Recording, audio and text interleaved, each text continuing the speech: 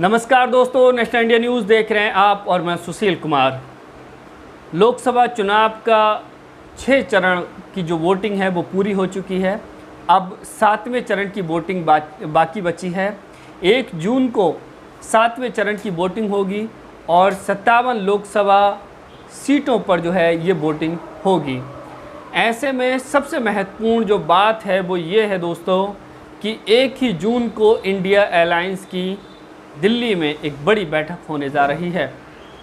जो INDIA India दल है, जो विपक्षी दलों का संगठन है, गठबंधन जिसको जो हुआ भारतीय जनता पार्टी को हराने के लिए, उन्होंने एक मीटिंग बुलाई है और ये मीटिंग जो है कई मायनों में महत्वपूर्ण मानी जा रही है।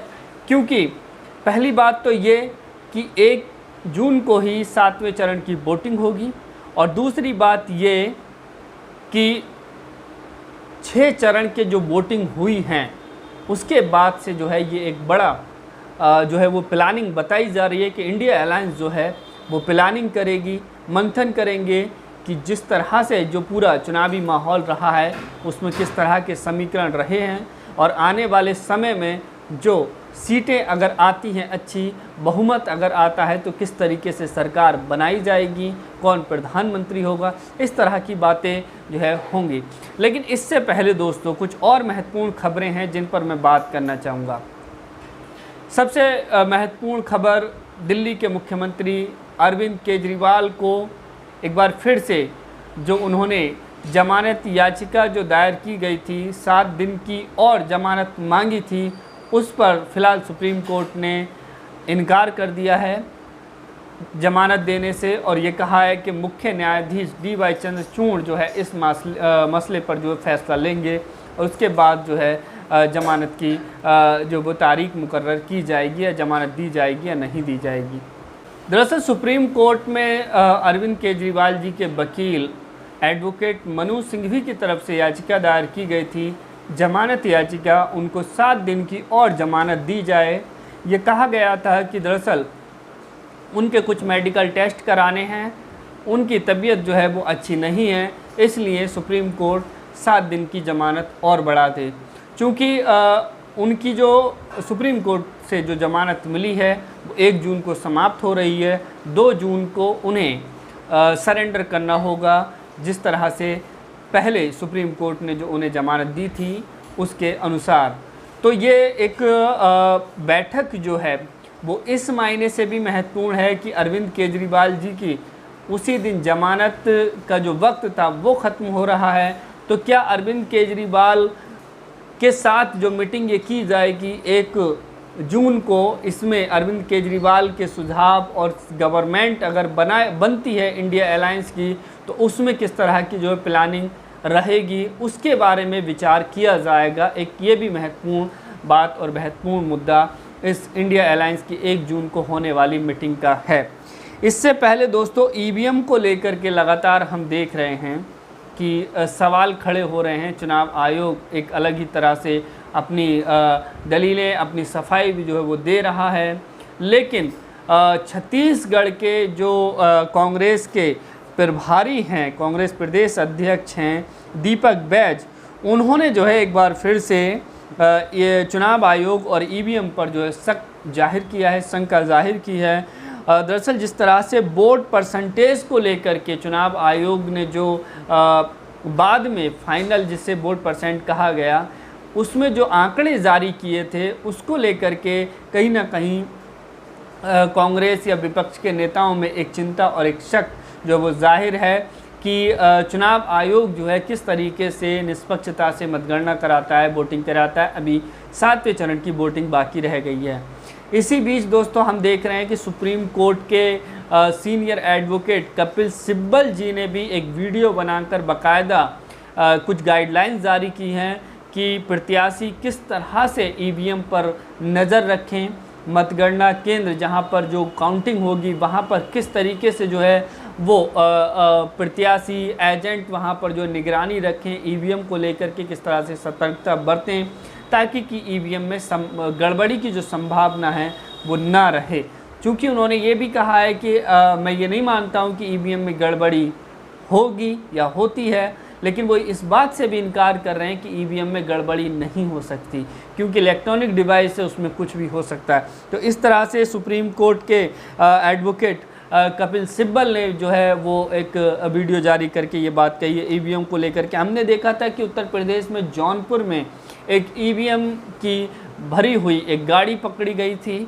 हालांकि बाद में डीएम की तरफ से और जो प्रशासन की तरफ से ये बात कही गई कि ये जो है समाजवादी पार्टी के लोगों को जो है गलत जो है वो इसकी जानकारी या गलतफहमी हो गई थी, जिसके चलते वो जो है जो रिज़र्व ईवीएम थी उसको वो रोक रहे थे या उस पर वो ईवीएम में गड़बड़ी का आरोप लगा रहे थे, जिसके बाद में प्रत्याशियों के सामने जो स्ट्रॉन्ग रूम में ईवीएम है उनकी जो है वो मेल करा करके उनके समाधान करा दिया गया था।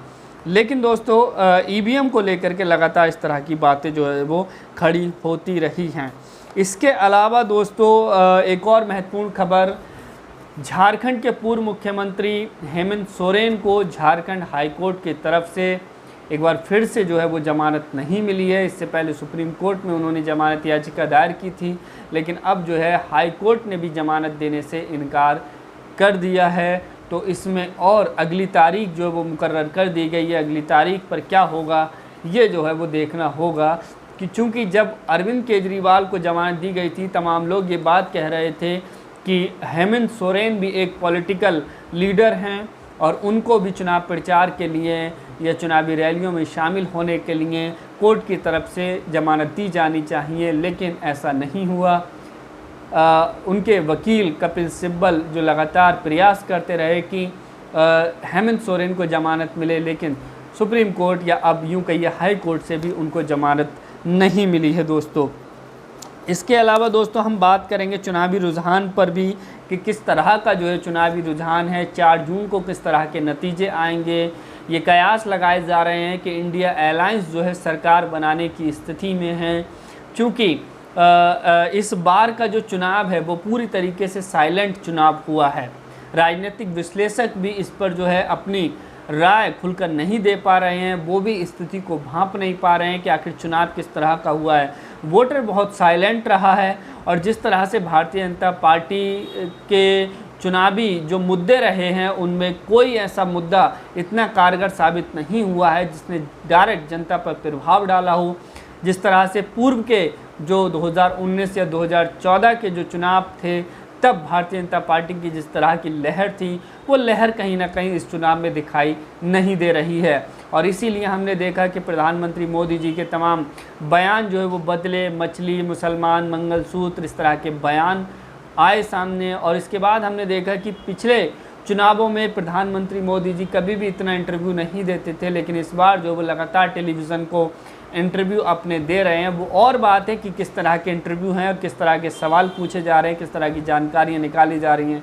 लेकिन विपक्षी दल कहीं ना कहीं ये मान रहे हैं कि प्रधानमंत्री या यूँ कहिए कि भारतीय जनता पार्टी के अंदर एक घबराहट है और इसीलिए जो है वो इस तरह के बयान दे रहे हैं और इस तरह से जो कहीं ना कहीं भारतीय जनता पार्टी में खलबली मची हुई है। राजनीतिक विश्लेषक भी ये मान रहे हैं कि भारतीय जनता पार्टी के पास इस वक्त जो है कोई ऐसा मुद्दा नहीं रहा जिस पर जो है जनता डायरेक्ट जो है एक बड़ा प्रभाव डालती, क्योंकि देखिए 2019 में जो बालाकोट पुलवामा जो हमला हुआ था वो एक बड़ा मुद्दा था, राष्ट्रीय चुनाव बना था और एक बड़े जो है वो लहर दिखाई दी थी और भारतीय जनता पार्टी को अच्छी सीट मिली थी। लेकिन इस बार जो है ऐसा कुछ दिखाई नहीं दे रहा है। इधर विपक्ष की अगर हम बात करें तो विपक्ष जिस तरह से सामाजिक न्याय का मुद्दा हो, संविधान बचाने का मुद्दा हो, चूँकि भारतीय जनता पार्टी के कई नेताओं ने ये बात कहकर कि मोदी जी 400 सीट लेकर आएंगे या मोदी जी जो है इस बार तीसरी बार प्रधानमंत्री बनते हैं, 400 सीट अगर जनता उनको दिलाती है भारतीय जनता पार्टी को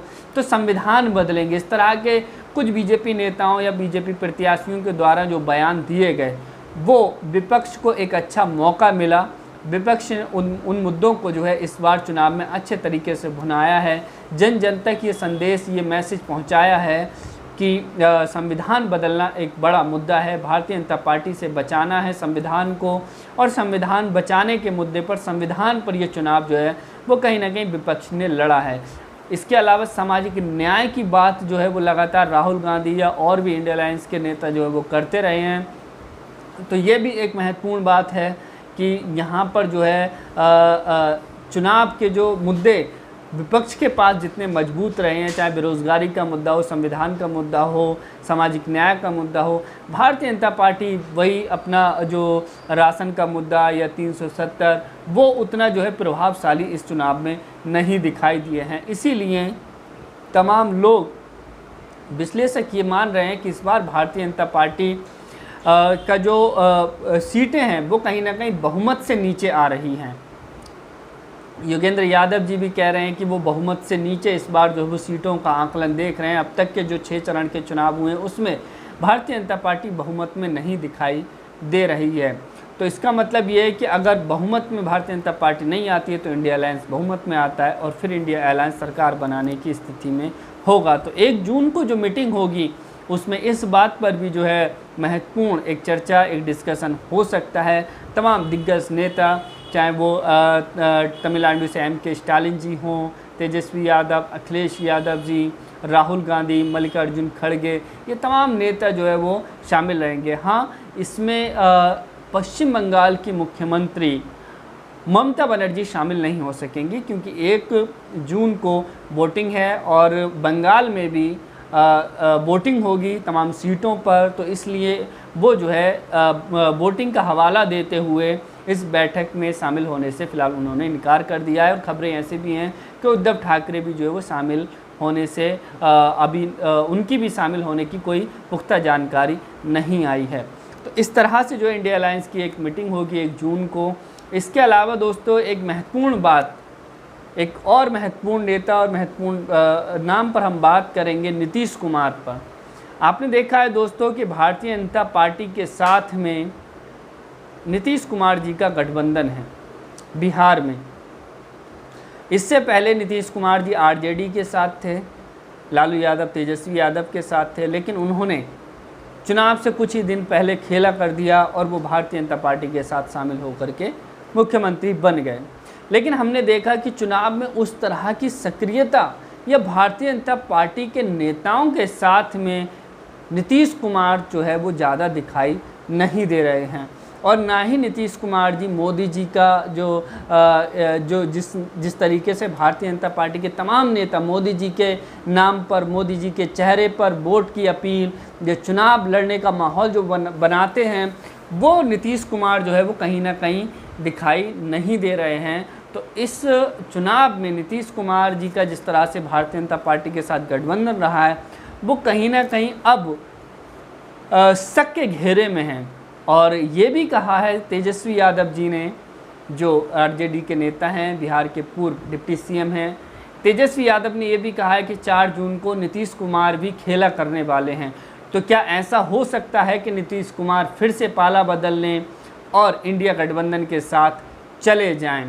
तो इस तरह की जो बातें कही जा रही हैं, चूँकि ये कहा जा रहा है इंडिया अलायंस के साथ जो गठबंधन हैं उनमें और ज़्यादा मजबूती रहे, कोई बंटवारा ना हो, कहीं ना कहीं इस बात को लेकर भी जो है 1 जून को मीटिंग होगी।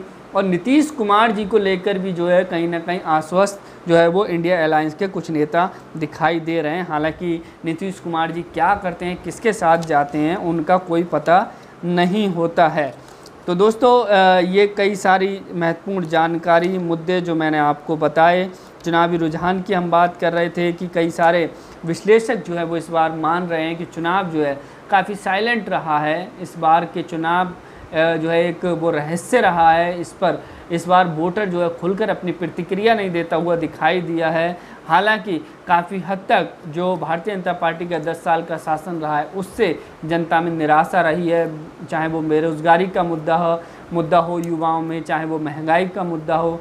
तो इस तरह से जो कहीं ना कहीं मायूसी दिखाई दी है। लेकिन 4 जून को ही फाइनल तस्वीर साफ होगी, स्पष्ट होगी कि 4 जून को क्या होता है, किसकी सरकार बनती है। 1 जून को इंडिया अलायंस की बैठक है, बैठक में क्या कुछ होता है, कौन कौन नेता शामिल होते हैं, इस पर भी नज़र रहेगी। तो कहीं ना कहीं ऐसा माना जा रहा है कि इंडिया अलायंस जो है काफ़ी कॉन्फिडेंट है गवर्नमेंट बनाने को लेकर के। और उन्हें लग रहा है जिस तरह से रैलियों में अखिलेश यादव जी या राहुल गांधी जी कह रहे हैं कि 4 जून को जिन लोगों ने कहा था कि अच्छे दिन आने वाले हैं, अच्छे दिन तो नहीं आए लेकिन वो जाने वाले हैं और खुशियों के दिन आने वाले हैं, इस तरह का बयान अखिलेश यादव जी ने आज गोरखपुर में एक जनसभा में दिया। तो कहीं ना कहीं इंडिया अलायंस के जो नेता हैं वो काफ़ी कॉन्फिडेंट दिखाई दे रहे हैं कि इस बार उनकी सरकार बन रही है। लेकिन 4 जून को ही जो है स्पष्ट होगा दोस्तों कि किसकी सरकार बनती है, क्या इस बार सत्ता परिवर्तन होता है, इंडिया अलायंस गवर्नमेंट बनाता है या फिर भारतीय जनता पार्टी। जिस तरह से जो कहा जा रहा था कि मोदी जी 400 पार लेकर आएंगे, वो तो 400 पार की नेता 400 पार सीटों की नेता अब बात करते हुए नहीं दिखाई दे रहे हैं। कहीं ना कहीं अंदर खलबली सी मची हुई है। तो ऐसे में ये माना जा रहा है कि क्या इस बार जो है बीजेपी का खेल बिगड़ने वाला है और इंडिया अलायंस की सरकार बनने वाली है। जिस तरह से तमाम बड़े बड़े वादे राहुल गांधी जी ने किए हैं, बेरोज़गारी पर हो, चाहे किसानों का मुद्दा हो, कर्ज माफ़ी का मुद्दा हो, महिलाओं को 8,500 रुपये महीना देने की वो बात कर रहे हैं प्रत्येक महिला को, यानी कि साल का 1 लाख रुपए महीना देने की बात कर रहे हैं। तो ये तमाम जो बड़े बड़े वादे किए हैं, ऐसे में ये देखना होगा कि ये वादे कितना प्रभाव डाल पाते हैं जनता पर इंडिया अलायंस के। और इसके अलावा दोस्तों बहुजन समाज पार्टी की भी अगर हम बात करें, चूँकि बहुजन समाज पार्टी अलग स्वतंत्र चुनाव लड़ रही थी, तो बीएसपी की सुप्रीमो बहन जी की जो रणनीति है उस पर भी जो है काफ़ी इस बार जो है काफ़ी गंभीर और पैनी नज़र है लोगों की कि भारतीय जनता पार्टी और इंडिया अलायंस और बहुजन समाज पार्टी कई सीटों पर जो है ऐसा देखने में आ रहा है कि वहाँ पर त्रिकोणीय मुकाबला है। तो ये देखा जाएगा कि बहुजन समाज पार्टी की अगर सीटें आती हैं तो क्या वो इंडिया अलायंस में शामिल होती हैं और फिर एक विपक्ष की मजबूत सरकार बनती है। प्रधानमंत्री का चेहरा कौन होगा, इस पर भी जो है देखना होगा। कहीं ना कहीं ये बातें कही जा रही हैं कि सीट शेयरिंग पर, यानी कि जिसकी जितनी जो है वो सीटें आएंगी, जितनी जिसकी हिस्सेदारी होगी, उतनी उसकी जो है वो भागीदारी सुनिश्चित की जाएगी। तो तमाम तरह के चर्चाएं और मुद्दे जो है वो रहेंगे। 4 जून को देखना होगा कि किस तरह की जो है सरकार, किस तरह की तस्वीर जो है वो रहती है। 4 जून का हम सबको इंतज़ार रहेगा। फिलहाल आप लोग क्या सोचते हैं, आप लोगों की क्या राय है, कमेंट करके ज़रूर बताइएगा। चैनल पर अगर आप नए हैं तो प्लीज़ चैनल को सब्सक्राइब कीजिए, वीडियो को लाइक कीजिए, शेयर कीजिएगा। इस वीडियो में सिर्फ इतना ही। बहुत बहुत शुक्रिया, धन्यवाद।